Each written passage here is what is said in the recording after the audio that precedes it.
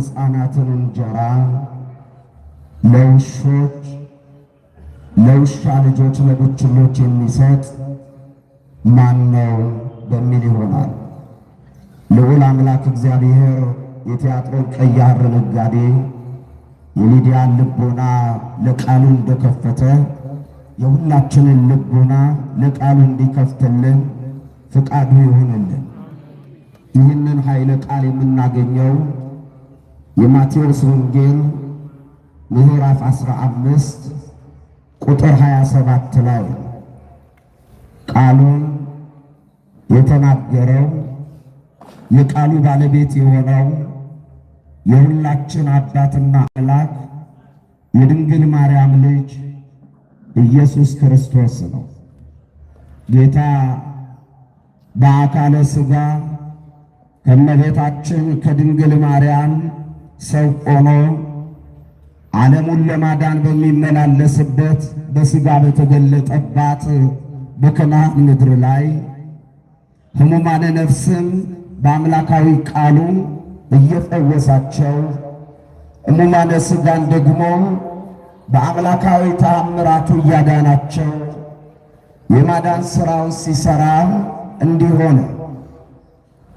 የማቴዎስ ወንጌል ምዕራፍ 15 ቁጥር 22 ላይ ታሪኩ ይጀምራልና ለትምህርታችን መንደርደሪያ የሆነን ዘንድ ከታሪኩ መነሻ ጀምሮ አለፍ አለፍ እያልን እናያለን። ኢየሱስም ወደ ጢሮስና ወደ ሲዶና ሀገር ሄደ ይላል። የተወደዳችሁ እግዚአብሔር ልጆች ጢሮስና ሲዶና በሃይማኖታቸው ፍጹም ያልሆኑ ሰዎች መገለጫ የሆነች ከተማ ናት። በጢሮስና በሲዶና ከተማ ውስጥ የሚኖሩ ሰዎች በልባቸው እግዚአብሔርን መፍራት፣ በአእምሯቸው በጎ አምልኮት የሌላቸው ሰዎች ናቸው። በጢሮስና በሲዶና እንዲህ ተሰብስበው እግዚአብሔርን ማምለክ የለም፣ ለእግዚአብሔር መዘመር የለም፣ ለእግዚአብሔር መስገድ የለም። በእነዚህ ከተማ ውስጥ የሚኖሩ ሰዎች ፍጹም በእግዚአብሔር ፊት ኃጢአታቸው ከፍ ያለ በደላቸው የበዛ ሰዎች ናቸው። ጌታችን መድኃኒታችን ኢየሱስ ክርስቶስ ፍቅሩ የጠሉትን የሚገፋ ሳይሆን የሚያቀርብ የሆነ አምላክ፣ ኃጢአተኞችን የሚገፋ ፍቅር ሳይሆን የክርስቶስ ፍቅር ኃጢአተኞችን ወደ ራሱ የሚያቀርብ ፍቅር ያለው አባት ነውና ሃይማኖት ያለው እኔን የሚፈልግ ማዳኔን የናፈቀ አንድ ሰው ይኖር ይሆንን ብሎ ጌታችን ወደማይፈልጉት ጣዖት ወደሚያመልኩት ጠንቋዮችን ወደሚከተሉት ወደ ጢሮስና ወደ ሲዶና ከተማ ገባ። በቸርነቱ ሰላምን ሊሰጠን የሰላም አምላክ ወደ ሀገራችን ወደ ኢትዮጵያ ይግባልን። ወደ ኑሯችን ውስጥ በረከትን ሊሰጠን መድኃኔዓለም ይግባልን። ወገኖቼ እሱ ሲገባ ሊሰራ ነው የሚገባው። እሱ ሲያልፍ ላይሰራ አያልፍም። እሱ ላይፈውስም አይመጣም። አንድ ሰው ሃይማኖት ያለው እውነተኛ ሰው ይኖር ይሆንን ብሎ ነው ጌታችን ጢሮስና ሲዶና ከተማ ውስጥ የመጣው። ነዋሪው በባዕድ አምልኮት ልቡ የታሰረ ነው። በጢሮስና በሲዶና የእግዚአብሔርን ስም ጠርቶ ማምለክ የለም። ሰው በጣዖት አምልኮት ልቡና አእምሮ ባሪያ የሆነበት ሕዝብ ነው። ከዚህ ሕዝብ መካከል እግዚአብሔር ሰው ፈለገ። አንድ ሰው እኔን የሚፈልግ ማዳኔን የሚፈልግ ምሕረቴን የሚፈልግ አንድ ሰው ይኖር ይሆንን ብሎ ጌታችን ወደ ከፉትና ወደማይፈልጉት ወደ ጢሮስና ወደ ሲዶና ከተማ ውስጥ ገባ። የተወደዳችሁ እግዚአብሔር ልጆች ዛሬም እግዚአብሔር ሰው ይፈልጋል። ዛሬም እውነተኛ ሰዎች ይፈልጋል። በባልንጀሮቻቸው ላይ በክፋት ያልተማከሩ ሰዎች ይፈልጋል። በቂምና በበቀል ልባቸው ያልሳተ ሰዎች ይፈልጋል።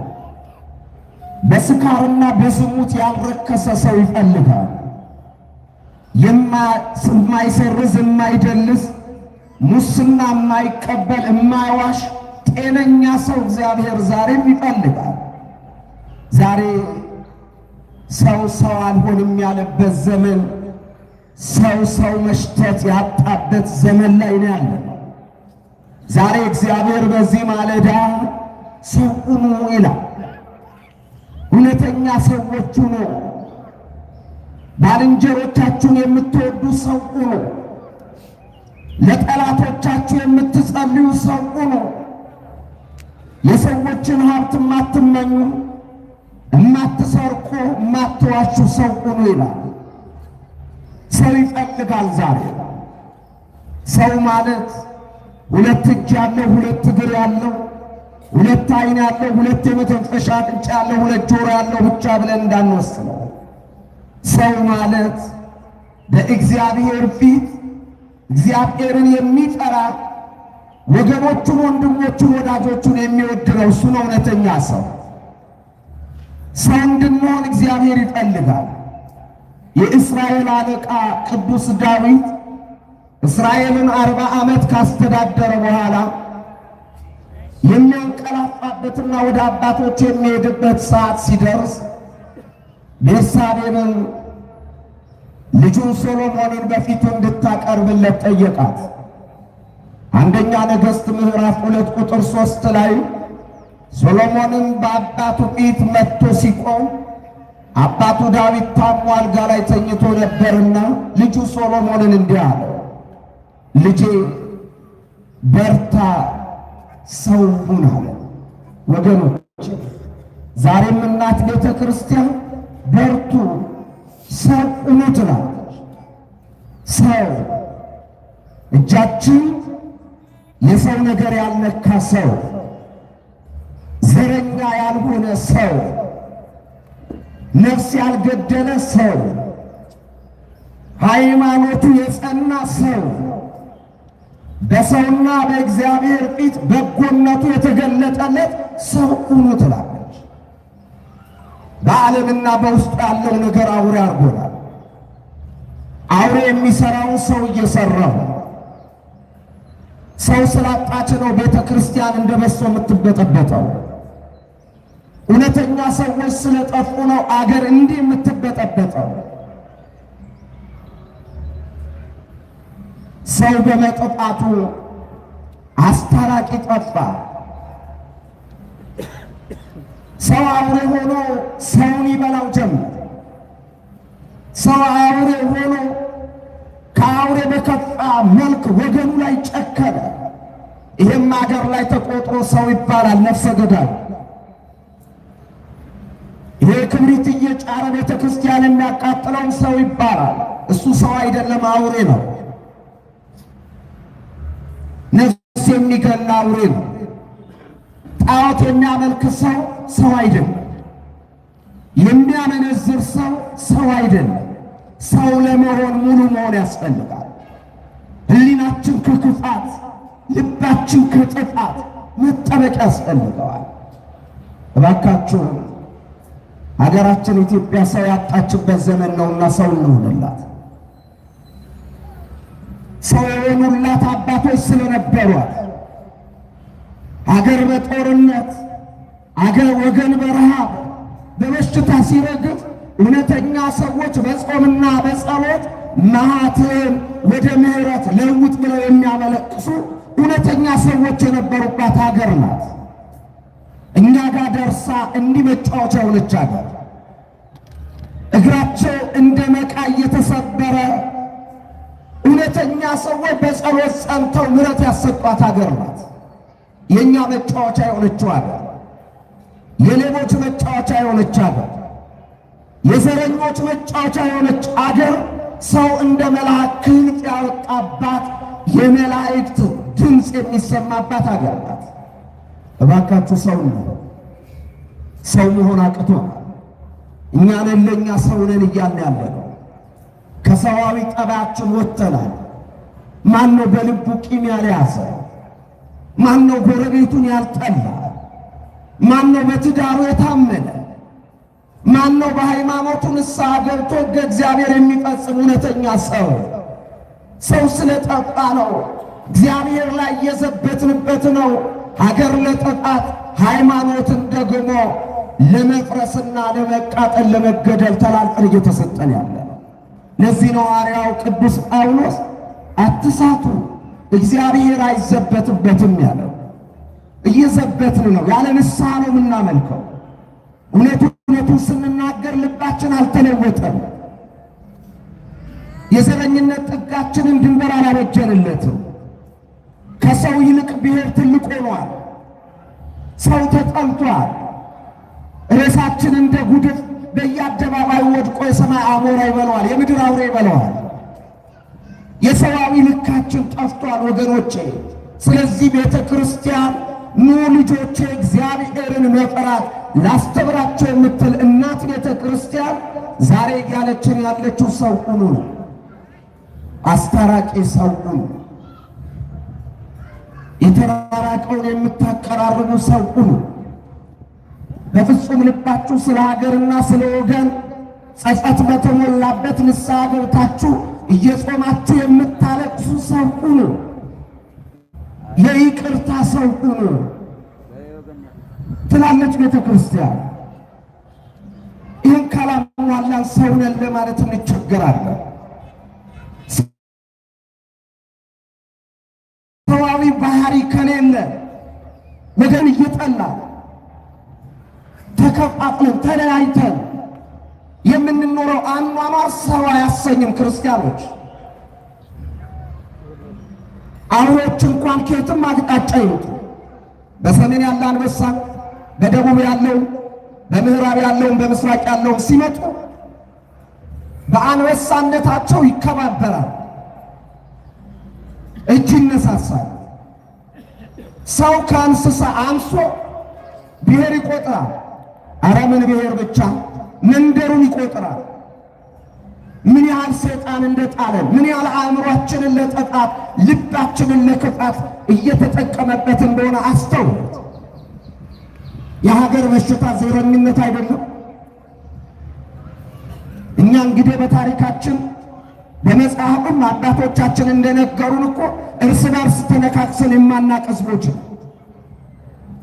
አንዴ ጣሊያን ቢመጣ አንድ ሆነን አሸነፍን አባረን።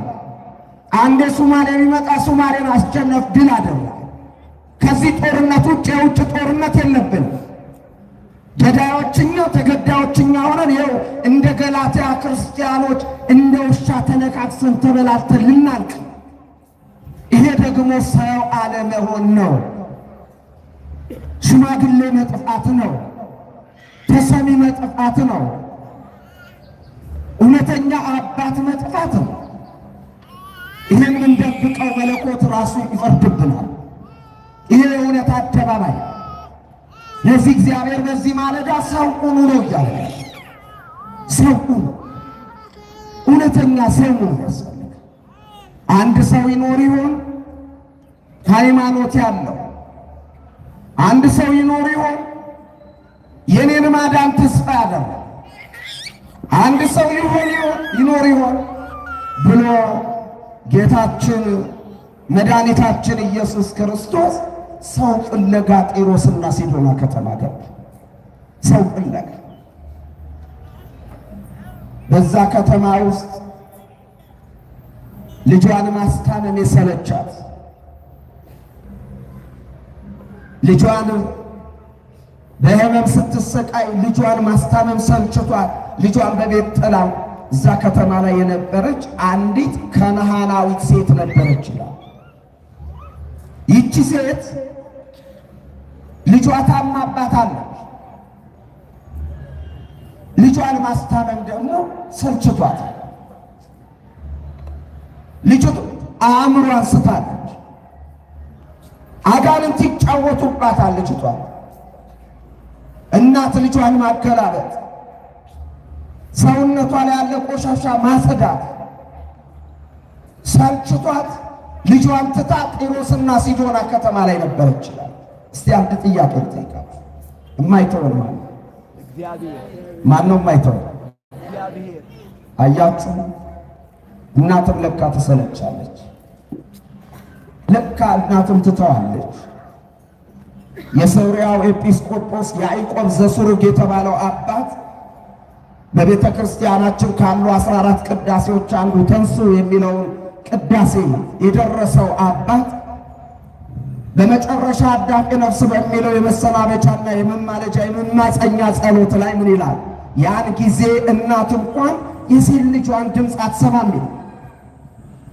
ለካ እናትም ትተዋለች። አያችሁ፣ ያ በደረቅ እንጨት ላይ የሰቀልነው ያ ይገደል ይገደል ብለን በድምፃችን አውጀን ያስገደልነው የድንግል ማርያም ልጅ ኢየሱስ ክርስቶስ ግን የሰጠን ተስፋ የልብ ረፍት ነው። እናትና አባት እንደሌላቸው ልጆች አልተዋቸውም ያለን አባት እሱ የማይተው እሱ ብቻ። እናትም ትተዋለች፣ አባትም ይተዋል። እወዳለችዋለሁ ያለን ይጠላናል።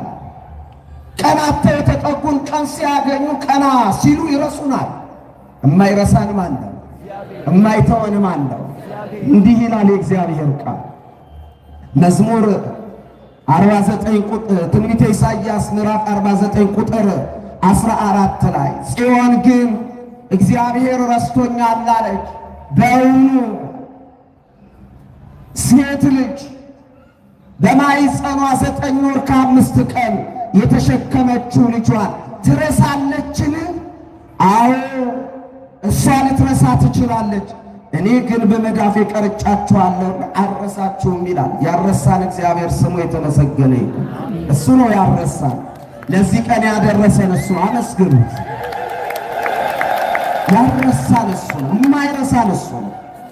ስንመጣ በደላችንን ቆጥሮ ከደጃፍ የማይመልሰን ፊቱን የማይመልስብን ስንመጣ ሊያሳርፈን እጁን የሚዘረጋ የማይተወን የማይረሳን እሱ ነው። ችግሩ እኛ እየተውነው ነው፣ እኛ እየረሳን ነው። ይቺ ሴት ልጇን ማስታመም፣ ማገላበጥ፣ ሰውነቷን ማጠብ፣ ውሃ ማጠጣት ሰልችቷት ልጇን ጥላ ጢሮስና ሲዶና ከተማ ላይ ነበረች። ኢየሱስ ክርስቶስን በሚፈጽማቸው ገቢረ ተአምራት በዝና ነው የምትሰማው፣ አታውቀውም።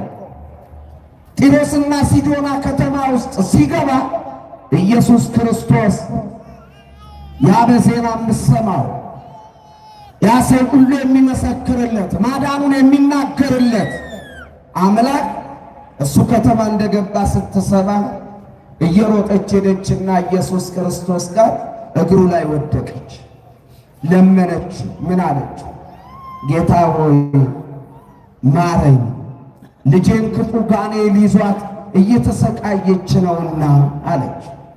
ኢየሱስ ክርስቶስ ትቷት ሄደ። ለምን ይሆን? አልሰማት ይሆን? እኛ እንደምንለው አላያት ይሆን? ይህች ሴት እግሩ ስር ወድቃ ስትጮህ ለምንድን ነው ጌታ ትቷት የሄደው?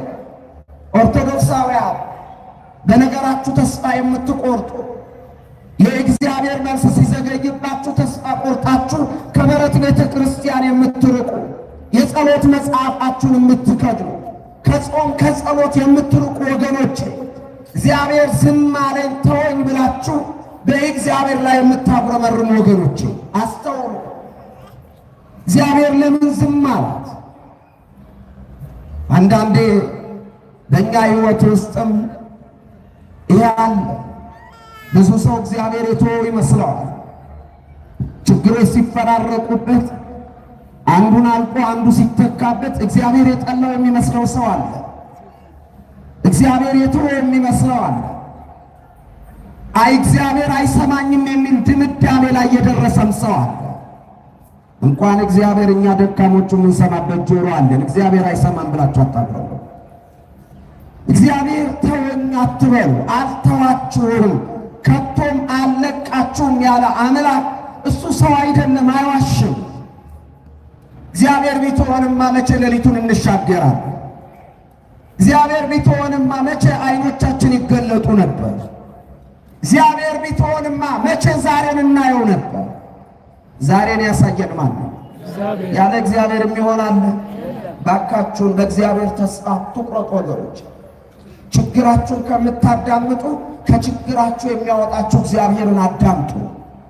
እግዚአብሔር ሲዘገይ መልሶቹ ተወን በሚል ድምዳሜ የማይሆን ውሳኔ ወስናችሁ ከበረከት ስፍራ አትራቁ። ከመዳን ደጃችሁ አትሽሹ።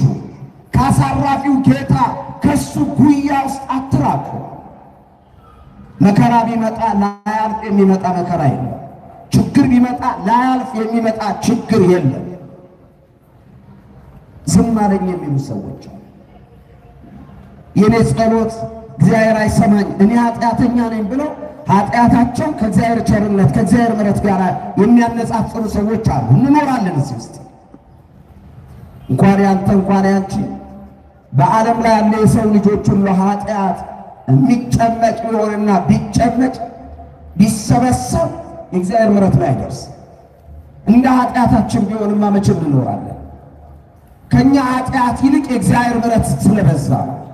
ለዚህ ነው ነቢዩ ኤርምያስ በሰቆቃወ ኤርምያስ ምዕራፍ 3 ቁጥር 22 ላይ ያልጠፋነው ከእግዚአብሔር ቸርነት ምሕረትና ርኅራኄ የተነሳ ነው ያለው። ያልጠፋነው ለዚህ ቸርነቱ ነው ያሳደረ፣ ቸርነቱ ነው ያደረሰ፣ ቸርነቱ ነው እየጠበቀ ነው ያለው። ለዚህ ባካችሁ ክርስቲያኖች በእግዚአብሔር ተስፋ አትበሉ። አይሰማኝም አትበሉት። ትቶኛል አትበሉት። በዚህ በዕብራውያን 13 ቁጥር 5 ላይ ምን ይላል መሰላችሁ? አልተዋችሁም ከቶም አልለቃችሁም ብሏቸዋልና አልተዋችሁም ይላል። እግዚአብሔር ተወኝ ብለው ሃይማኖት የሚለውጡ ሰዎች አሉ። እግዚአብሔር አልሰማ አለኝ ብለው ራሳቸውን እንደመለወጥ ሃይማኖት ለውጠው ቤተክርስቲያን የሚሰድቡ የሚወቅሱ ሰዎች አሉ አይደል? ምን አረገች ሃይማኖት? ምን አረገች ቤተክርስቲያን? የሕይወት ውሃ ከማጠጣት፣ የሕይወት ምግብ ከማብላት፣ የሕይወት ማዕድ ከመዘርጋት በስተቀር ምን አረገች? ሰው የራሱን ችግር ለምን ሃይማኖት ያደርገዋል? ብዙ ሰው ሃይማኖቱን የለወጠው በምክንያት የራሱን ጉድለት ማየት ያልቻለ፣ ጸሎቱ ሲዘገይበት እግዚአብሔር ትቶኛል ወይም የኦርቶዶክስ ሃይማኖት ውስጥ ኢየሱስ የለም በሚል ብዕል ነው የጠፋው። እንዳይመስላችሁ ለሱ አይደለም።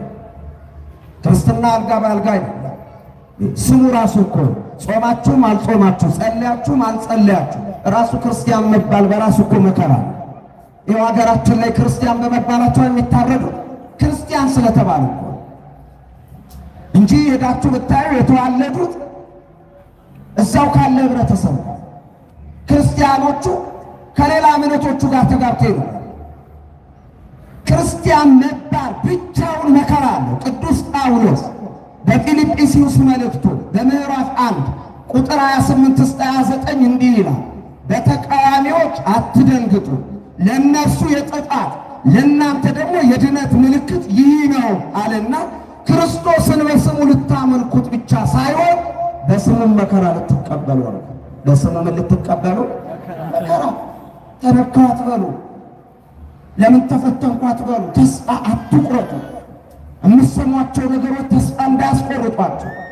መከራው የድላችን ማጣፈጫ የክርስትናችን ከፍታ ነው። መጽናት ነው፣ መበርታት ነው። ይህች ሴት ልጇ ሰለቸቻት። ልጇን ማስታመም ሰልችቷት ጥሏት እዛ ሄዳ ጌታ እግር ስትወጥ ብሏታል። ማረኝ ልጄን ክፉ ጋኔን ይዟታልና እባክህ አድነልኝ አለች። ዝም ብሏት ደቀ መዛሙርቱ እየተከተለች ስትጮህ ጌታ ሆይ እባክህ ይህች ሴት እየጮኸች ነውና አሰናብታት።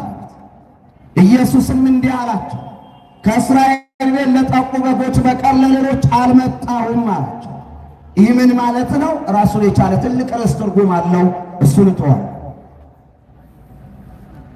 ይህን ካላቸው በኋላ እሷም እግሩ ላይ ወድቃ ስትለምነው ትቷት ሲሄድ ደቀ መዛሙርቱ የምስጢር ተማሪ የቅርብ ሰዎቹ ሲያማልዱላት ለእነሱም ከእስራኤል ቤት የጠፉ በጎች በቀር ለሌላ አልመጣሁም ብሎ ትቷት ሲሄድ ይህች ሴት ዓይኔም ለመንኩትኝ ሊቀበለኝ አልፈለገም፣ ደቀ መዛሙርቱም አማለዱልኝ የእነሱንም ምልጃ ሊቀበል እኔን ሊሰማኝ አልፈለገም ብላ እንደኔና እንደናንተ ተስፋ አልቆረጠች።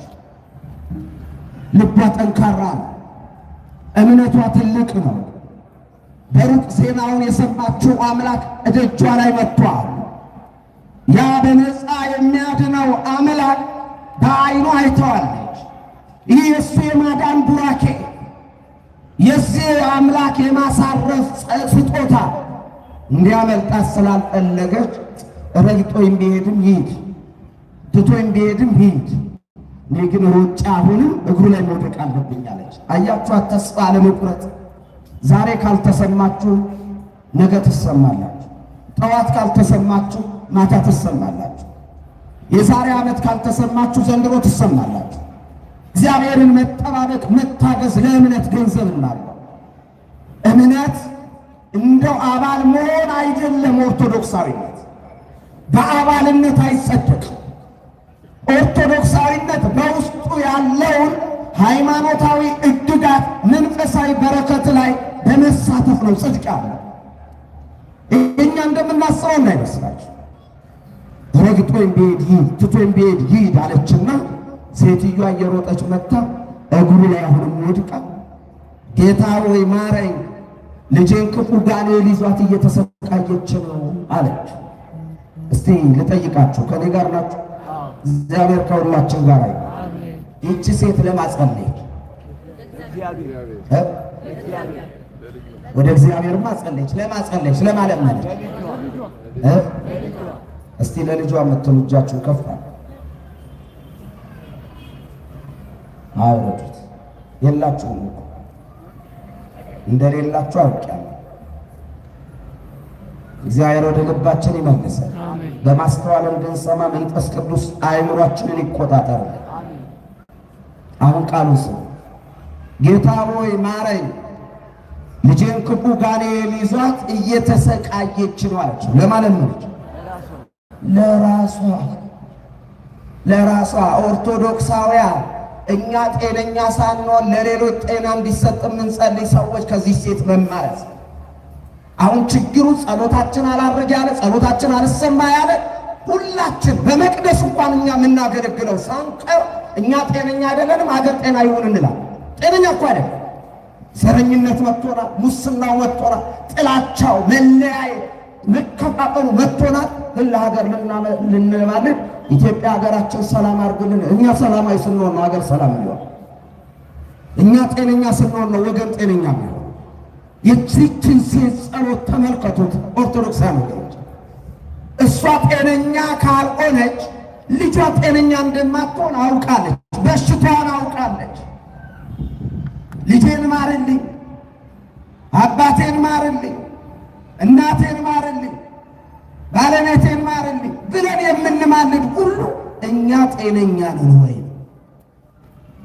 ሌላውን ለማስፈወስ እኛ የተፈወስን፣ ሌላውን ጤና እንዲሰጠው እኛ ጤነኛ መሆን አለብን። ኦርቶዶክሳውያን እንዴት በሽተኛ ለበሽተኛ ይማልዳል? በሽተኛ እኮ አድነኝ ነው የሚለው እንጂ አድናቸው አይልም ይባላል አይባልም። ይህች ሴት በሽታዋን አውቋለች። ልጇ እንድትድንላት መጀመሪያ እሷ ጤነኛ መሆኗን አውቃለች።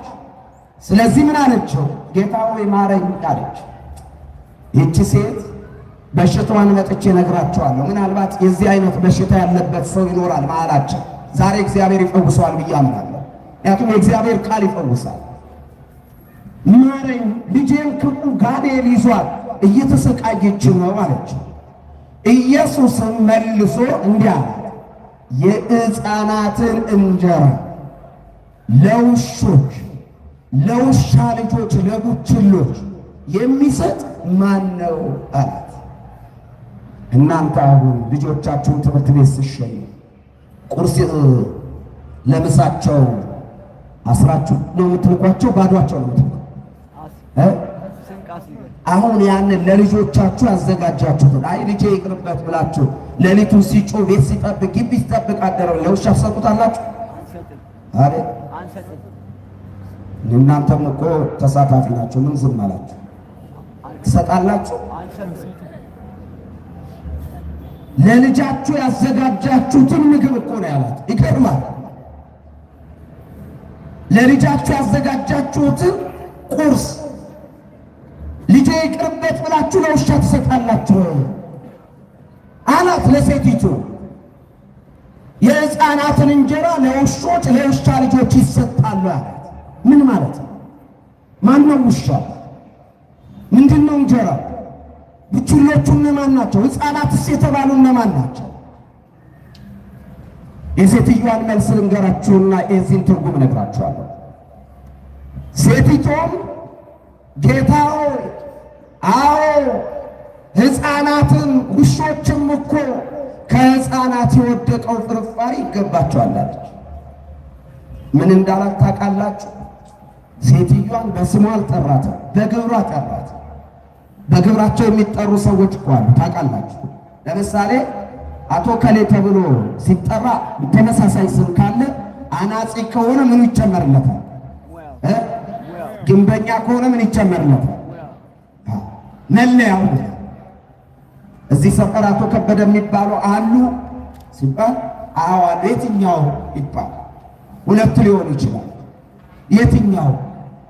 አናጺው ሲባል ያው እሳቸው ናቸው። መለያ ሆነ። ይህች ሴት ክርስቶስ በግብሯ ወቃት፣ በግብሯ ጠራት። ልጄ ትድናለች ብላ እንደ ውሻ መንደር ለመንደር የምትዞር ሴት ናት። መንደር ለመንደር። አሁንም ልጠይቃችሁ፣ ምን ነው ልጠይቃችሁ አበዛላችሁ። ውሻ ቤተ ክርስቲያን ነው መንደር ነው ያለው? ውሻ ቤተ ክርስቲያን ነው የሚዞረው መንደር ነው የሚዞረው? ውሻ የሚዞረው መንደር። እሷም መንደር ባለው ጠንቋይ ጋር ልጇን ታቀፋ ይድንልኛል ብላ ልጇን እንቼቻ አድርጋ አዝላ እንደ ውሻ በየቆሻሻው ጠንቋይ ጋር ትዟዟር ነበር። ክርስቶስ ይሄን ያውቅ።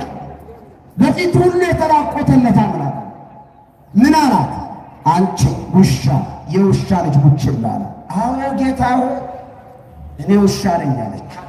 እንዲህ ኃጢአታችንን እንድናምን ንስሐ እንድንገባ እግዚአብሔር መንፈስ ቅዱስ ሁላችንን ይርዳ። ኃጢአቱን የሚሰውር እሱ አይለማም ተብሏል። ኃጢአታችንን እንናዘዝ ዘንድ ይገባል። እግዚአብሔር ሲናገር በእግዚአብሔር ቃል ልባችን ከተነካ ንስሐ መግባት ነው መድኃኒቱ። መፍትሄው ይሄ ብቻ ነው። አዎ አለችው፣ አመነች እኮ። ኧረ ኃጢአታችንን እንድናምን እኛንም ይርዳ። እንደ ውሻ መዞሯን ግብሯን ገለጠው። በየቆሻሻው ጠንቋይ በየቆሻሻው ስርማሽ ቅጠል በጣ አስማተኛ ሟርተኛ ጋር ስትሄድ አውቃታል ጌታ። ያወቃት ጌታ ሰው በማያውቀው ማንነቷ ነገራት። አዎ እኔ ውሻ ነኝ፣ እንደ ውሻ መንደር ለመንደር ስዞር የነበርኩ ኃጢአተኛ ነኝ። አዎ ጌታ ግን ውሾች ከሕፃናት የወደቀው ፍርፋሪ ይገባቸዋል አለች። ምን ማለቷ ነው? ሕፃናት የተባሉ እስራኤል ለእስራኤላውያን ካመጣው ማዳን የነሱ ማዳን ለኔም ይገባኛል አለች ይላል። ታዲያ ጌታችን ሕፃናት ያለው ማን ነው? ውሻስ ያለው ማን ነው? እንጀራስ ያለው ማን ነው? እችን ባጭሩ ልንገራችሁ። በይበልጥ ይሄ የመጽሐፍ ቅዱስ ክፍል ወይም ደግሞ ማቴዎስ 15:27 ላይ ያለው ቃል ይሄን ዘመን በጣም ብዙ ውሾች የሚያሳይ ክፍል። ሳያውቁ ወደ ውሻነት የተቀየሩ ሰዎች ምድራችን ላይ የበዙ ስለሆነ ካላወቁ ውሻነታቸውን በእግዚአብሔር ቃል ከግብራቸው ተመልሰው ሰው እንዲሆኑ መግለጽ ስላለብን ሕፃናት ብሎ የጠራው ቤተ እስራኤል ሕፃናት ይባላል። አምላካቸው አባታቸው እግዚአብሔር በምድር ላይ ከኛ የአዲስ ኪዳን ክርስቲያኖች ቀድመው በአምላክ ስም የተጠሩ ሕዝቦች እስራኤል ናቸው። እስራ ማለት ሕዝብ ማለት፣ ኤል ማለት በዕብራይስጥ አምላክ ነው። እስራኤል ማለት የአምላክ ሕዝብ ማለት ነው። በአምላኩ የሚጠራ የአምላክ ሕዝብ የሚባለው እስራኤል ነው። እግዚአብሔር በቀደመው ዘመን እንዲህ ይላል በትንቢተ ሆሴዕ ምዕራፍ 11 ቁጥር 1 ላይ እንዲህ ይላል እግዚአብሔር፣ እስራኤል ሕፃን ሆኖ ሳለ ወደድሁት፣ ልጄንም ከግብፅ ጠራሁት ይላል እግዚአብሔር። አስተውሉ። እስራኤል ሕፃን ሳለ ወደድሁት ማለት ምን ማለት? ድክ ድክ የሚል ሕፃን ነው? እናቱ ጀርባ ላይ ያለ ሕፃን ማለቱ ነው? አይደለም። እስራኤል እንደ ሕፃናት ቂምና በቀል በማያውቅበት ዘመን፣ እስራኤል እንደ ሕፃናት ንጽሐ ልቦና ንጽሐ አእምሮ ይዞ በነበረበት ዘመን ወደድኩታል።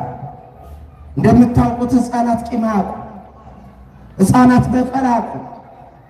ሕፃናት ንጹሕ ወረቀቶች ናቸው። ሕፃናት የሰማይ መላእክት ምሳሌ ናቸው። እስራኤል ሕፃን ሆኖ ሳለ ወደድኩት ማለት ቂምና በቀል ሳያውቅ ወደድኩታል። ሕፃናት ቂም ስለማያውቁ 40 ዓመት ሙሉ ልባችን በቂም እንዳረገዘ የምንኖር እኛ ነን እንጂ ሕፃናት ቂም አያውቁ። መንደር ውስጥ ታዌል ቤተሰብ ከቤተሰብ እንጣላ የለ በልጆቻችን። ሕፃናቱ ሲጣሉ እንቆጣለን፣ ሁለታችንም ልጆቻችንን እንወስዳለን። ምን አባክ የታባሽ እንባባለን። ልጆቻችንን አስገብተን እኛ ላይ ያለውን ቂም እናረግፋለን። ምን እንላቸዋለን? ከዛሬ ጀምሮ ከሱ ልጅ ከሷ ልጅ ጋር ባይሽ ብለን ተቆጥተን ቆንጥጠን ገርበን ቤት እናስቀምጣለን። ከትንሽ ደቂቃ በኋላ እነዛ ሕፃናት ወጥተው አፈር ይፈጫሉ። ለምን? ቂም ስለማያውቁ። ገንዘባቸው አይደለም። እናንተ ተደባደባችሁ ተሳደባችሁ ለነሱ ምንም አይደለም። ቂም አያውቁ። ሕፃናት ቂም ስለማያውቁ ነው ክርስቶስ መንግሥቱን ለመውረስ እንደ ሕፃናት ሁኑ፣ ካልሆናችሁ መንግሥተ ሰማያት አትወርሱም ያለ። እንደ ሕፃናት ካልሆናችሁ የእግዚአብሔር መንግሥት አትወርሱም። ምን ማለቱ ነው? ደግሞ ዳግም ተወልዳችሁ ነው? ትንንሽ ልጅ ሁኑ ነው? አይደለም። እንደ ሕፃናት ንጹሕ ልቦና፣ እንደ ሕፃናት ከቂም ከበቀል የራቀ ማንነት ይዛችሁ ንስሐ ገብታችሁ አዲስ ልብ አዲስ መንፈስ ይዛችሁ እንደ ሕፃናት ካልሆናችሁ መንግሥተ ሰማያት አትወርሱም። ጌታችን ሕፃናት ቂም ስለማያውቁ እስራኤል ሕፃን ተብለው ተጠርተዋል። ሕፃናት ያለው እስራኤላውያን። ቀጥሎ ደግሞ ምን አለ? የሕፃናትን እንጀራ ላመኑት በስሜ ለተጠሩት የመጣውን ማዳን ድንጋይ ጠርበው እንጨት አለዝበው አምላካችን ይሄ ነው ብለው ጣዖት ለሚያመልኩ በውሻ ለተመሰሉ አሕዛብ ይህ አይገባቸውም ማለት። እሷ እንዲህ ብሎ ጠቀሰ። እንጀራው ማዳኑ ነው፣ ሕይወቱ ነው፣ ምሕረቱ ነው፣ የእሱ በጎ ስጦታ ነው። ለውሾች የሚሰጥ ማን ነው አለ። ማን ነው ውሻ? ውሻ በመጽሐፍ ቅዱስ በሚገርም በሚያስገርም ሁኔታ ተገልጧል። ክርስቲያኖች አስተውላችሁ ይስሙ። የተቀደሰ ነገር የማይገባው ውሻ ነው። የማቴዎስ ወንጌል ምዕራፍ 7 ቁጥር 6 ላይ ጌታችን የተቀደሰውን ዕንቁዎቻችሁን ለውሾች አትስጡ ብሏል። ውሻ የተቀደሰ ነገር የሃይማኖት የተቀደሰ ስጦታ አይገባውም። የተቀደሰ ነገር የማይገባው ይላል መጽሐፍ ቅዱስ። ውሻ መናፍቃንን ቅዱስ ጳውሎስ ውሾች ይላቸዋል። በግብራቸው መረዳት ስላቃታቸው ነው የዘመናችን መናፍቃን እንደ ክብር አድርገው ምንፍቅና ለአደባባይ ዘወጡ እንጂ መናፍቅነት ውሻነት ነው። ፊልጵስዩስ ምዕራፍ 2 ቁጥር 3 ላይ ምን ይላል? ከውሾች ተጠበቁ ከሐሰተኛ መምህራን። ከውሾች ተጠበቁ። ውሻ የት ነው የሚገኘው ብለናል? አቤት እንደ ውሻ መንደር ለመንደር እየዞሩ በሐሰት ትምህርታቸው ለሚመርዙ መናፍቃን ከውሾች ከሐሰተኛ መምህራን ተጠበቁ። ቅዱስ ጳውሎስ ውሻ ያላቸው እንዲህ ይላል። አሁን ይሃር አንደኛ ጢሞቴዎስ ምዕራፍ 5 ቁጥር 12 ላይ ስታነቡ ምን ይላል? የፊተኛው እምነታቸውን ስለናቁ ይፈረድባቸዋል። ከዚህም ጋር ቤት ለቤት እየዞሩ የት እየዞሩ? ቤት ለቤት። ውሻ የት ነው የሚዞረው? ቤት ለቤት እየዞሩ በአካል ሰው ናቸው፣ በግብራቸው ውሻ ናቸው። አይ መናፍቃንን ሰደበ፣ እነሱ እኮ አይሳደቡ የምትሉ ሰዎች ካላችሁ ልንገራችሁ። ተግሳጽን የሚወድ እውቀትን ይወዳል፣ ዘለፋን የሚጠላ እሱ ደንቆሮ ነው ይላል መጽሐፈ ምሳሌ ምዕራፍ 12 ቁጥር አለ። ይሄ እግዚአብሔር ቃል ነው የምንነግራችሁ። የመናፍቃንን ማንነት ለማንቋሸሽ ሳይሆን በቆሸሸው የክህደት ትምህርት እንዳያቆሽሿችሁ ቀድሞ እንድንበት ዘንድ የተነገረውን ቃል። ከውሸት ተጠበቁ፣ ከመናፍቃን ተጠበቁ። መንደር ለመንደር እየዞሩ ጌታን ተቀበል ከሚሉ ተጠበቁ። በየጎዳናው ላይ ኢየሱስ ጌታ ነው ብለው ካላችሁ ከዳናችሁበት ከመዳን መንገድ እንዳያወጧችሁ ተጠበቁ። መንደር ለመንደር እየዞሩ አለ። መንደር ለመንደር ይዞራሉ። አይዞሩ ዘራቸዋቸው ይዞራሉ። አይዞሩ በየመንገዱ ላይ ጌታን ተቀበሉ ይላሉ። አይ ይሄ መጽሐፍ ቅዱስ ላይ የተነገረው ሰማይና ምድር ያልፋል ቃሌ አያልፍም ያለ አምላክ ራሱን ከድንግል ማርያም ሰው ሆኖ የተናገረው በሐዋርያትም አድሮ የተናገረው ቃል ለዘላለም ጸንቶ ይኖራል፣ አያልፍም። ይሆን ዘንድ ግድ ነውና ይኸው መንደር ለመንደር ጌታን ተቀበሉ። ለመሆኑ ኦርቶዶክሳውያን ጌታን ተቀብለናል አልተቀበልንም? ድምፃችሁ ትንሽ ብርዱ ነው መሰለኝ። የተቀበለ እጁን ያውጣ። አንድ ከሆነ የቀበሌ ምርጫ ነው፣ ሁለት ከሆነ ግን ተቀብያለሁ ብሎ መማረክ ነው።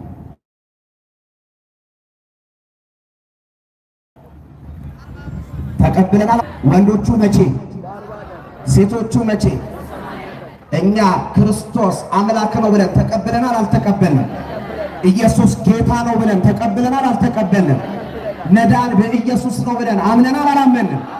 ለዚህ ነው ቅዱስ ጳውሎስ በዕብራውያን መልእክቱ ምዕራፍ 8 ቁጥር 11 ላይ እያንዳንዱ ጌታን ተቀበል ብሎ አያስተምራል። ጌታን ተቀበል ብሎ ይሄ በየጎዳናው በየታክሲ ተራ ጊዜ ሰጥቶት አደባባይ የወጣው መናፍቅ ስማው። መንፈስ ቅዱስ የሚናገረው ስለነሱ ጊዜው ደረሰ፣ ሰዓቱ ቀረበ። ጊዜ የሰጠው ቅል ድንጋይ ይሰብራል ነውና ጊዜ ሰጥቷቸዋል።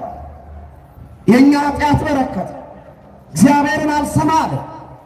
ለዚህ አደባባይ ሁሉ ጆሮአችንን የሚያደነቁሩን ሐሰተኛ ነቢያቶች እያንዳንዱ ጌታን ተቀበል ብሎ አስተምር። ከታናሹ እስከ ታላቁ ሁሉ ያውቀኛል።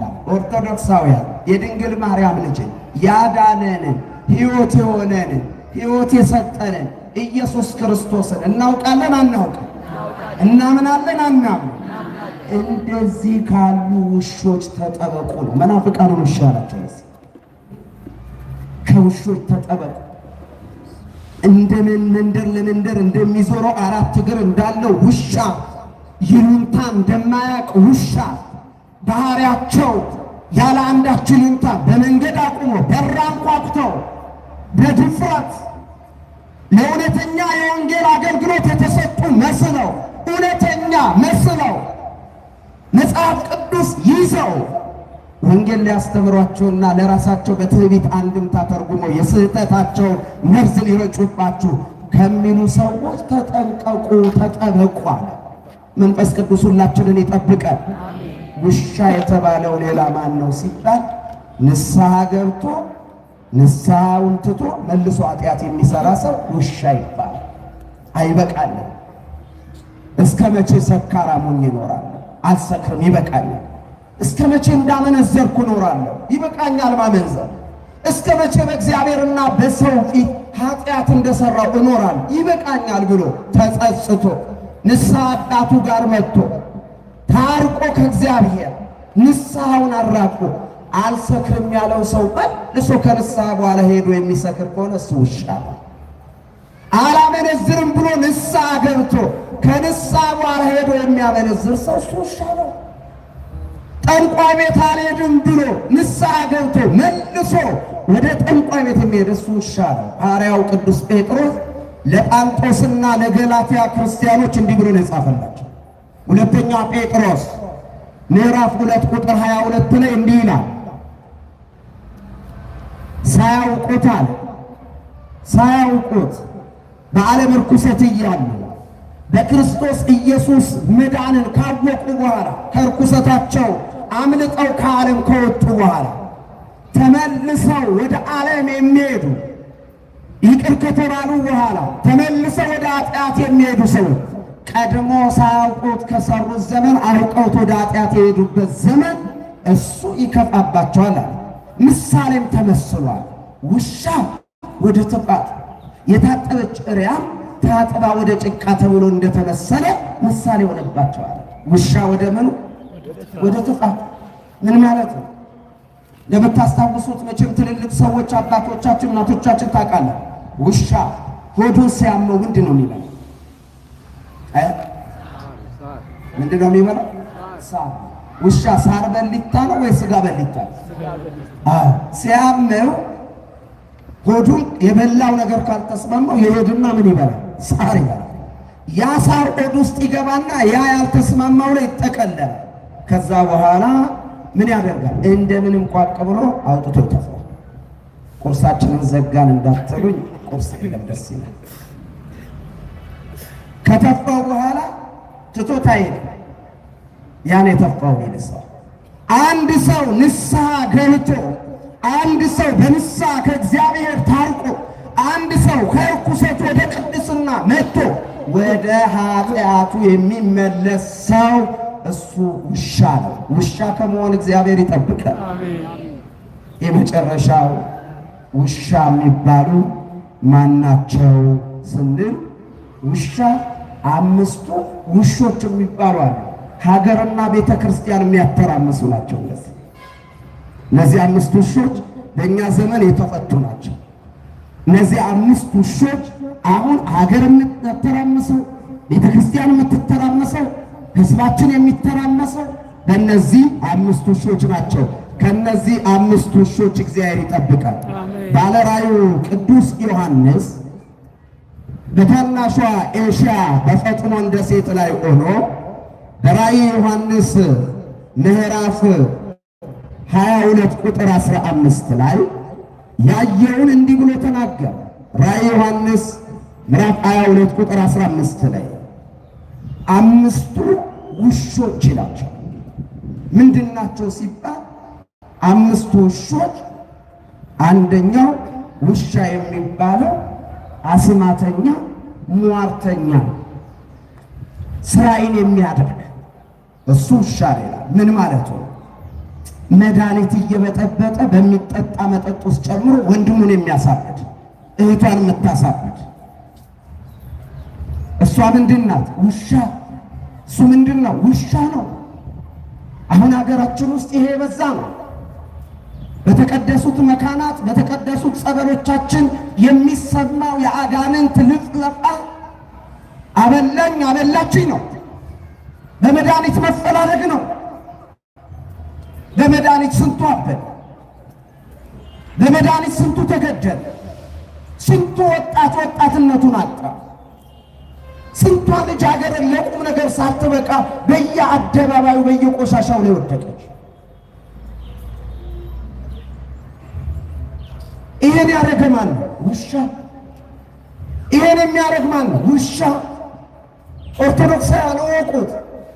ሰውንን ስንን ሳናስበው ባህሪያችን ውሻ እንዳይሆን መድኃኒት እየበጠበጡ የሚያጠጡ ውሾች ናቸዋል። በጣም ትርጉም አለው፣ ሰፊ ትምህርት አለ። አንድ ቀን እግዚአብሔር ቢረዳን ስለ አምስቱ ውሾች ብቻውን አስተምራል። ለዛሬ ግን ውሻ የምትለዋን ለማንሳት ሁለተኛው ከአምስቱ ውሾች ሴሰኞች ውሾች ናቸው ይላል። ሴሰኝነት፣ ግልሙትና ምድሪቷ ላይ በርክቷል። ወንዱ በቃኝ አያውቅም፣ ሴቷ በቃኝ አታውቅም። ለሕሊናችን ልጓም አጣንለት። በማመንዘር ሰው አይምሮ ጎሏል። እፍረት ጠፋ። ነውራችን እንደ ክብር አደባባይ እንደ ጋማ ከብት ወጣ። ክርስቲያኖች የቅድስና ምሳሌ ቅድስት የተባሉ አገሮች መካከል የተቆጠረች አገር እርኩሰት ጥቃት በዛባት። ምነው ባሎች ሚስቶቻችን ይበቁናል ለምን ማለት አቃተ? ምነው ሚስቶች ባሎቻችን ይበቁናል ማለት አቃተ? ለምንድነው አእምሮ በሚያጎለው ሴሰኝነት ማመንዘር ውስጥ የወደቅነው? ለምንድነው ከአምስት ውሾች የተቆጠረው? ሴሰኛ የሚያመነዝር ሰው ውሻ መቼ ሰው ይሆናል? ንስሐ ሲገባ ረክሻለሁ ቀድሰኝ፣ ወድቄያለሁ አንሳኝ፣ በድያለሁ ይቅር በለኝ ብሎ ንስሐ ሲገባ እሱ ሰው ይሆናል። አልያ ግን ንስሐ ሳይገባ እንዳመነዘረች የምትኖር ሴሰኛ ሰው ውሻ ነው ይላል። ከአምስት ውሾች አሉ። ከዚህ እግዚአብሔር ይጠብቅ። ሶስተኛው ውሻ ነፍሰ ገዳዮች ውሾች ናቸው።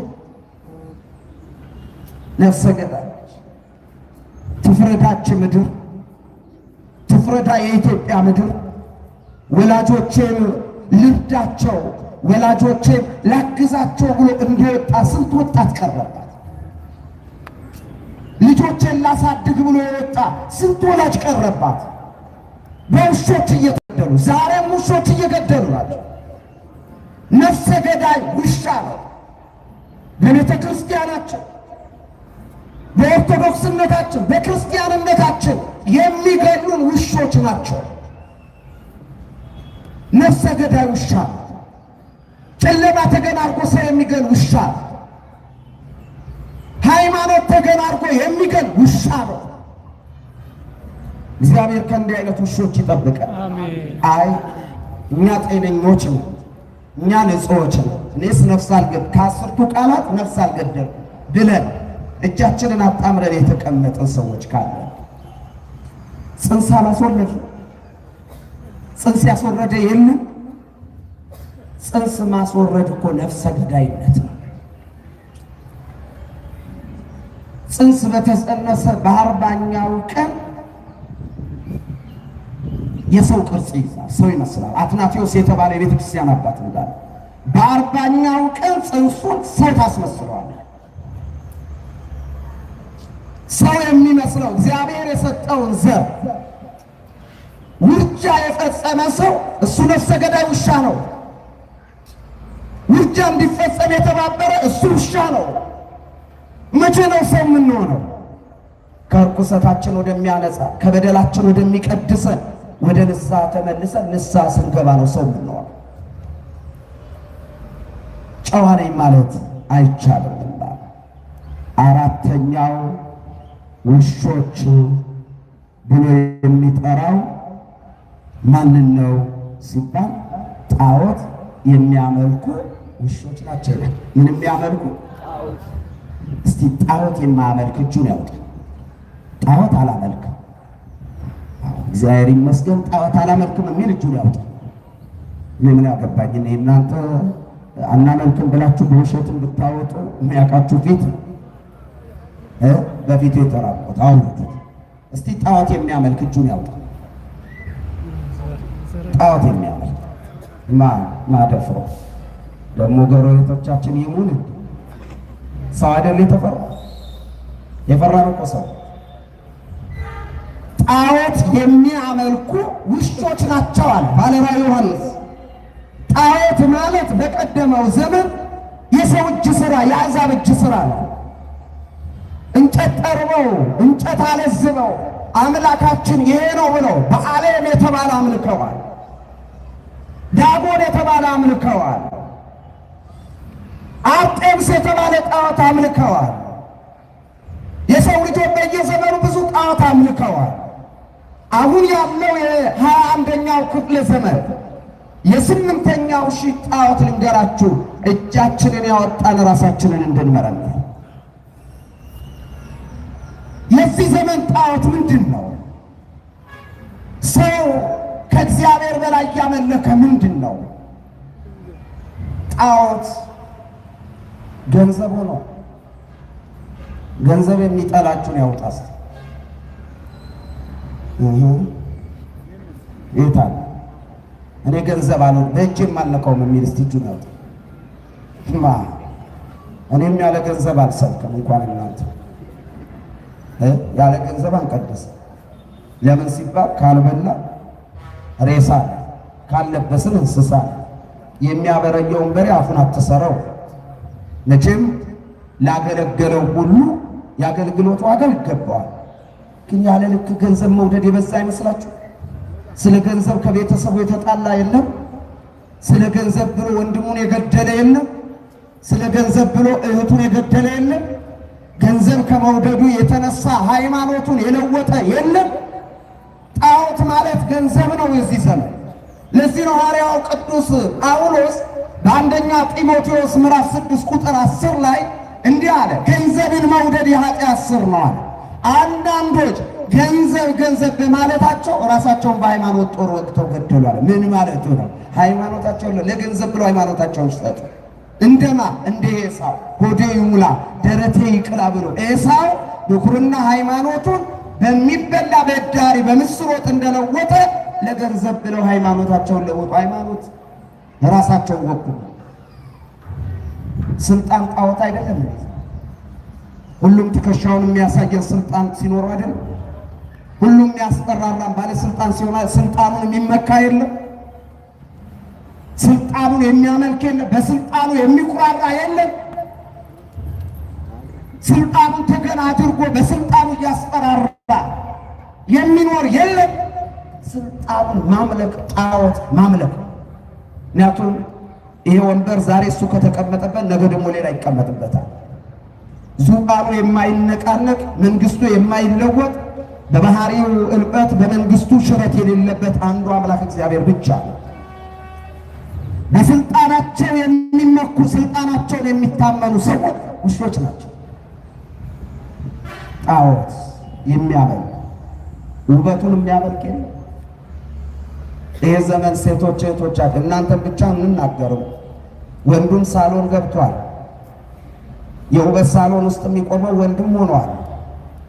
ውበት ዛሬ አምልኮት ውስጥ ገብቶ የለም።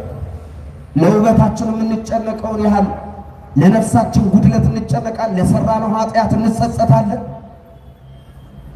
መስታወት ፊት ለውበታችን ራሳችንን ለማስተካከል የምንቆመውን ያክል ለጸሎት እንቆማለን። ቆንጆ አትሁኑ አይልም፣ አትዋቡ አይልም።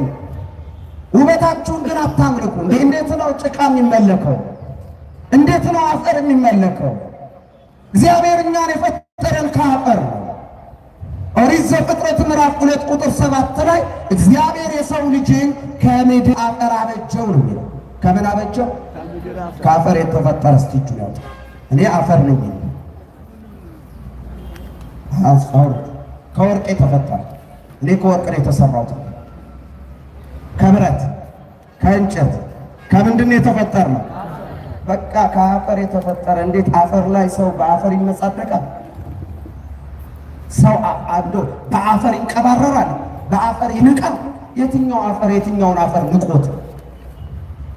ይገርማል። ትውልዱ ውበቱን መልኩን ጣዖታል። ውበት ሐሰት ነው፣ ደምግባትም ከንቱ ነው። እግዚአብሔርን የምትፈራ ሴት እሷ የተባረከች ናት ይላል ጠቢቡ ሶሎሞን መጽሐፈ ምሳሌ ምዕራፍ 30 ቁጥር 30። ዛሬ እኛ ባለንበት ተክለ ሰውነት እንዳታዩ ወጣቱ እኛን የወለዱ እናቶች ፊታቸው እሳት የነካው ፌስታል ይመስል የተሸበሸበው ፊት ትናንት እንደኛ ቆንጆ ነበሩ፣ ግን ውበት ሐሰት ነዋ። ደምግባት ከንቱ ነዋ። እንደ ተዋቡ አይኖርም። ቆንጆ እንደሆኑ አይኖርም። ትቶ ይሄዳል ውበት። ውበት ማምለክ ጣዖት። ጭቃ ላይ አትመኩ፣ ጭቃ አታምልኩ። እኛ ምንድን ነን? ፈራችሁት፣ አትወዱትም። እኛ ምንድን ነን? ውሃ ከነካንስ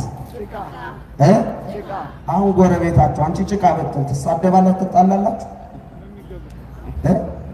አልተጣላችሁ?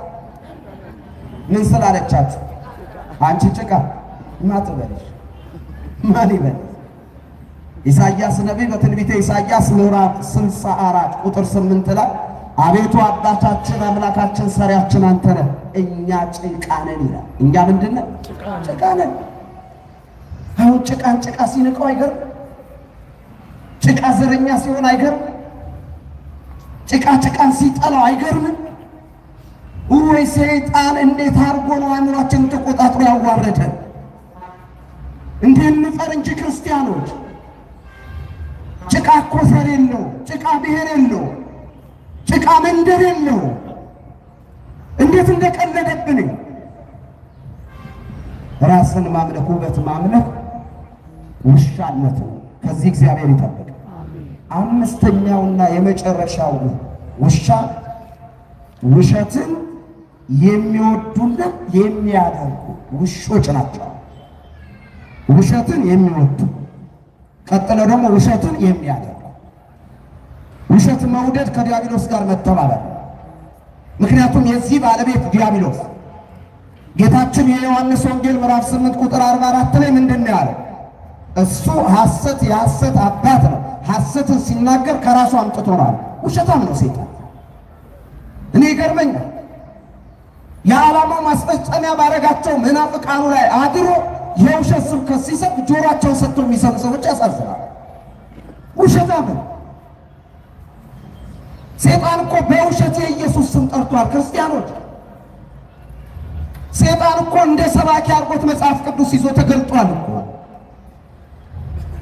ሰይጣን ውሸታም ስትሉት ውሸቱ እኮ በእውነት የተቀባ አስመስሎ ማቅረብ ነው። ይህንን ነው በመናፍቃን ላይ እየሰራ ያለው መንፈሱ። እውነተኛ መምሰል እንጂ እውነተኛ መሆን አይችልም።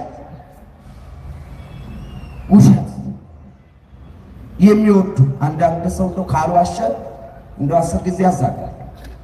ካልዋሸ በውሸት ካላማ፣ በውሸት ካላጣል፣ በውሸት ካላወራ፣ በውሸት ስም ካላጠፋ መዋል ማይወዳል። አንደበታችንን ቅዱስ ገብርኤል ይጠብቀው። እንዳንዋሽ ለከንፈራችን ቅዱስ ገብርኤልን ጠባቂ አድርጎ እግዚአብሔር ይሹምልን። ውሸትን የሚወዱ አለና ውሸትን የሚያደርግ ሐሰት የሚከሱ ያሳዝናል። አሁን በየፍርድ ቤቱ ላይ ለምስክርነት እኮ በገንዘብ ተገኝተው የአዞን ባያነቡ እኮ ወገናቸው ላይ እኮ የሚያስፈርዱ እኮ ውሾች አሉ። ውሾች ያላዩትን አየ፣ አይናቸውን በጨዋታ ያልሰሙትን ሰማ ተምረው ለምስክርነት ቆመው ምስክርነት የሚሰጡ። እንደውም ይሄ ዘመን ለውሸት ተመችቷል። ፍርድ ቤቱ ከመጋረጃ ጀርባ የምትባላለች ሰውየው አይታይም። በቃ አንተ ከመጋረጃ ጀርባ ላይ ለራሴ አደጋ አለብኝ ብለህ ታሳውቃለህ። ዋሽተህ ብቻ ይህን ብር ትቀበላለህ፣ ትሄዳለህ። በኋላስ ሰው የዘራውን ያንኑ ያጭዳል። አንተ ዋሽተህ ካስፈረድ አንተ ላይ ደግሞ ዋሽቶ የሚያስፈርድ ይነሳል። አይለቅም እግዚአብሔር፣ ዝም አይልም እግዚአብሔር። በሐሰት ስታስፈርዱ በሐሰት ያስፈርድባቸዋል። የዘራነውን ነው የሚያሳጭደው። ውሸት መውደድ፣ ውሸትን ማድረግ ውሻነት ነው። ከዚህ አባታችን አምላካችን እግዚአብሔር ይጠብቀን። አሜን። ውሻ የተባለው ይሄ ነው። ውሻ በመጽሐፍ ቅዱስ እነዚህ ናቸው። የሕፃናትን እንጀራ ለውሾች የሚሰጥ ማን ነው አላት። የእሷን መልስ ሰምተን ትምህርታችን ጠቀልላል። አዎ ጌታ ሆይ ውሾችም ከሕፃናት የወደቀው ፍርፋሪ ይገባቸዋል አለች። እሷ ከቤተ እስራኤል ሳይሆን ከነዓናዊት ከአሕዛብ ወገን ናት። ጣዖት ከሚያመልኩ ወገኖች ነው። ለእስራኤል ካመጣው ማዳን ለእኔም ለውሻዋ ከአሕዛብ ወገን ለሆንኩት ላላመንኩት ላልተጠመቅኩት የዘላለም ሕይወት ለእኔም ይገባኛል አለች። ጌታን ተመልከቱት። ይሄን የፍቅር አባት ስሙት። ሴቲቷ እግሩ ስር ወድቃ ይህን ስትለው ኢየሱስ ሴቲቱን አንቺ ሴት አላት። እምነቷ ትልቅ ሆና አንቺ ሴት እምነትሽ ታላቅ እንደለመሽ እንደወደሽ ይደረግልሽ አላት። ጌታ ይደረግልሻል። ለምን አላት? ኃጢአቷን ስላመነች። እሱ ወቀሳትን ወቀሳ የኃጢአቱ ባለቤት ስለሆነች ኃጢአቷን አምና በፊቱ ንሳስ እኔ ውሻ ነኝ ስላለች። ልክ ጌታ ከነዓናዊቷን ሴት እዚህ ቃሊቲ ቅዱስ ገብርኤል ላይ አግኝታ እሷ እዚህ ስለምን ልጇ ጥላ የመጣችው አቃቂ ላይ ልክ እሷ እንደለምሽ እንደወደድ ይደረግልሽ ሲላት ያ አባት የፍቅር አምላክ ክርስቶስ ልክ ከሱ ቃል ሲወጣ ያቺ ታማ አቃቂ ተኝታ የነበረችዋ ልጇ እለዋ ላይ ያሉ አጋንንት እንደ ጭስ እየጨሱ እንደ ጉም እየተበተኑ ከልጅቷ ላይ ርቀው ወድቃ የነበረች ልጅ ብድግ አለች። ክብር ለእርሱ ይሁን፣ ምስጋና ለእርሱ ይሁን። ምን ይሳነዋል የኛ አባት? ሰው ሲመሽበት የማይመሽበት፣ ሰው ሲጨርስ ስራ የሚጀምር አምላክ ነው የኛ አምላክ። ተስፋ አትቁረጡ ወገኖች፣ በክርስቶስ ተስፋ አትቁረጡ። ካንተ ተለይተን የት እንሄዳለን ብላችሁ ተጣበቁ። እሱ ሰው አይደለም፣ አይዋሽም፣ ላያደርግ ይሄንን አይለም። ወዲያውኑ ይህች ሴት ምን አለች? ብድግ ብላ ወደ ቤት። ያቺ ቤቷ ጥላት የሄደች ልጅ የምትጸዳዳው እዛ ቤቱ ጠረኑ ታውቋል። ልጅቷ ልብሷ ተበላሽቷል። ሰውነቷን ልብሷን ቀይራ በሯን ቤቷን አጸዳድታ እማዬ የት ሄዳ ነው ብላ ልጅቷ በረንዳ ላይ ቁጭ ብላ እናቷን ትጠብቃለች። እናትየው ከቃሊቲ ገብርኤል ቡራኬ ተቀብላ ፈውስ ተቀብላ ይቅርታ ተቀብላ ስትሄድ ልጅቷ እናቷ መንደር ላይ ስትደርስ እማዬ መጣሽ ወይ ብላ ሮጣ ሄዳ ጥምጥም አለችባት። ክብር ለእርሱ ይሁን፣ ምስጋና ለእርሱ ይሁን። ኧረ ይገባዋል። ጭብጨባ ውዳሴ ለእርሱ ይሁን፣ አምልኮ ለእርሱ ይሁን፣ ምስጋናዎች ሁሉ ለእሱ ይሁኑ። አያችሁ ምዕመናን፣ ተስፋ በቆረጥነው ነገር ላይ የሚመጣ አምላክ ነው። ተስፋ አትቁረጡ። የመሸ የሚመስላችሁ ሰዎች ከጨለማው ጀርባ ብርሃን አለ፣ እሱን ጠብቁ። በእግዚአብሔር ላይ ሳትደራደሩ ተስፋ ሳትቆርጡ ቆማችሁ ጠብቁት። አይምረኝም አትበሉ፣ ይመራል። አያድነኝም አትበሉ፣ ያድናል። ልጅቷ ዳነችላት፣ እግዚአብሔር ማረላት፣ እግዚአብሔር ፈወሰላት። እዚህ መታችሁ ስትጸልዩ እግዚአብሔር በመቅደሱ አለ ይላል ነብዩ ያዕቆብ። እግዚአብሔር በመቅደሱ አለ። ያ መሐሪ አምላክ፣ የከነዓናዊቷን ሴት ልጅ የፈወሰ አምላክ፣ እንባ ያበሰው አምላክ፣ የጎደለውን የሞላ አምላክ፣ ነውርን ያንደባለለ አምላክ በመቅደሱ አለ። እዚህ ሆናችሁ ስትጸልዩ እቤት ያሉ በሽተኞች ይፈወሳሉ። እመን። እዚህ ሆናችሁ ስትጸልዩ ያዘኑ ይጽናናሉ። እመኑ። ቦታ አልበገራት ነው፣ ርቀት አላቆማት ነው። ባለችበት ጸለች። እምነት ማለት ይሄ ነው። እንዲህ አምነን እኛም እንድንጸልይ እግዚአብሔር ይርዳል። እናንተ ከውሻም ውሻ ይለያል አሉ። ይሄን ነግራችሁ ላብቃ መሰለኝ።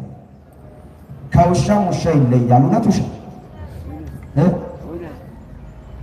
ለምን ነው ዝም አለ? ከውሻም ውሻ ይለያል አይለይም? ለምን? በጌታው ታማኝ ነው። የዋና ያለኛ ውሻ ግሩም ነው።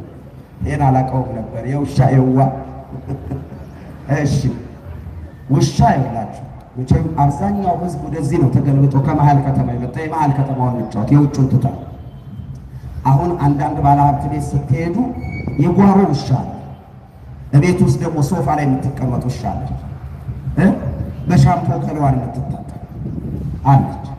ደግሞ በር ላይ ያለ ውሻ ደግሞ የከተማ ላይ የሚያውደለድል ውሻ። ከውሻ ውሻ ይለያል አይለይም? በምን ተለየ? በአኗኗር በእንክብካቤ አይደለም?